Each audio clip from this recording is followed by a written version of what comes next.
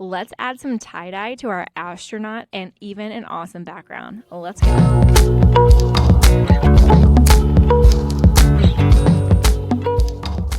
So I've got an eraser here, some oil pastels, and a Sharpie marker. We're going to start with the oil pastels today to make tie-dye. You could do stripes or you could do concentric circles. I'm going to choose concentric circles. Concentric circles are circles that are inside of each other. So you'll start with your first color in the center and make a circle. Then you're going to go around that circle with another circle in a different color. Now the trick to make this end up looking like tie-dye is to make sure you have a thick layer of oil pastel on your shirt. If you don't have oil pastels, you could make a similar effect with colored pencils if you make circles like this that kind of go in a zigzag pattern all around. So I've got some pink here and I'm going over it a lot of times to make it nice and thick. Now I'm going to repeat the process with as many colors as I want that go all the way out to where my shoulders are on my shirt. Notice when I bump into the bottom of my paper or the helmet, I can actually stop and just keep going until the entire thing is full. Sometimes you might have to peel off some of the wrapper on your oil pastel, and sometimes you might have to rub off your oil pastel on the back of your paper if it's a little dirty. I'm also going to use the color wheel because I want my colors to go in rainbow order. The color wheel helps you remember which colors are neighbors. To help myself fill in the lines more carefully, I'm going to take a color and go around the edges. This is going to help me stay in the lines and be more neat. Now I'm going to go ahead and keep going until I fill my entire shirt.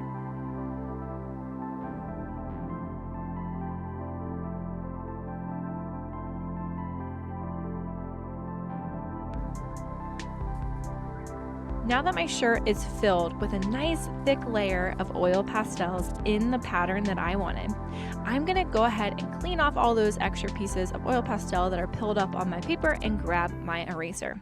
Start in the center of your circles and rub your eraser towards the edge and stop.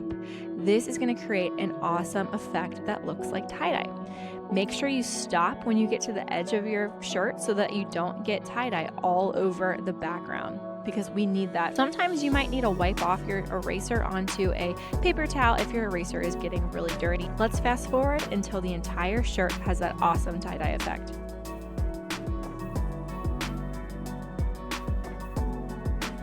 All right, there's my tie-dye. All right, now I'm gonna clean up my area, make sure my hands are clean so I don't get fingerprints all over my white background. I'm rubbing my hands off with a baby wipe here and cleaning off the table. Now I'm gonna go get a marker board to protect the table and my Sharpie. What I'm gonna do with my Sharpie is I am going to write all kinds of words that describe who I am. This is a self-portrait after all, so we wanna show who we are. What words describe you? Are you creative? Intelligent, smart, interesting? Are you athletic? What are some things that you are proud of about you? Write those words all around the outside. Now, when you're writing on an artwork, you want to use your best handwriting and take your time.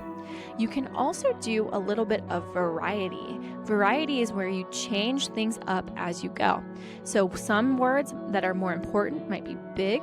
Some words that are not as important could be small. You could make some words bold by going over them a second or even third time. Maybe some words are in cursive if you know how to write in cursive. It is up to you. Let's go ahead and fill the entire background with those words carefully and slowly so that they wrap around my self-portrait and make what's called a word bubble. Look at some of the words that I'm choosing and think about what words you might choose for yours.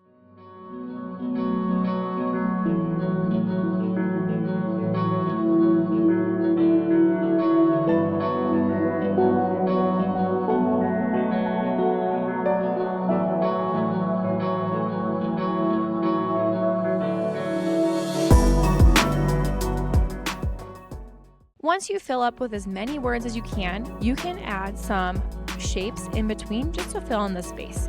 I added some hearts here just to make it more fun and fill in some gaps that I saw. The next thing you can do is add some colored pencils to draw some stars so that we remind ourselves that we're thinking about outer space with our space helmet. Colored pencils are great for this because they won't cover up your Sharpie marks and you'll still be able to read what's on the paper. So I'm just going to make some blue stars, maybe some red stars, maybe some are big, some are small, and just kind of fill in some of the white area just to make it more like a galaxy around. All right, now that I have those stars, I am finished. Are there other things that you would add? Are there things that you might do differently? I can't wait to see what you create. Love, your cozy art teacher.